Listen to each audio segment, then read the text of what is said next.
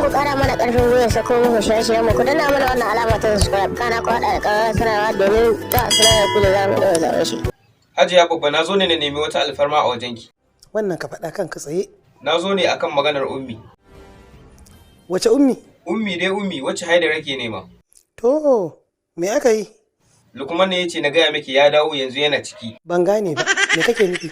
Yanzu ita yake son ya aura. Faɗa mini me ya kawo ka kawai. Lukman ne yake son ki shige mai gaba ummi ta yadda ta aure shi. Abin da ya kaka kenan? Abin da ya kawo ni kenan. Ummi ni kadai take so duk duniya wallahi Hajiya. Ba ruwana. Hajiya yanzu Lukman da gaske yake son ummi. Ni ba zan yi wa ummi dole ba. Hajiya a dai duba a gani. Ka je ka nemi yardarta.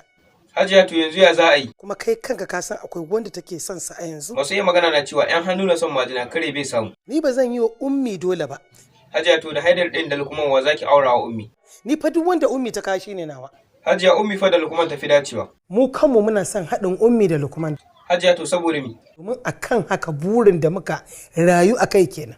Ummi zaki dake aure yaya Lukman? Zan iya saba alƙawari ba wallahi.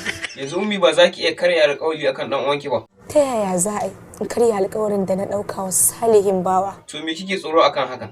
Kar Allah ya kama ni da zalunci da son kai. Wallahi Allah ina son ta cikin zuciyata. Lukman ta kare ma babu ummi babu Sumayya. Ayo.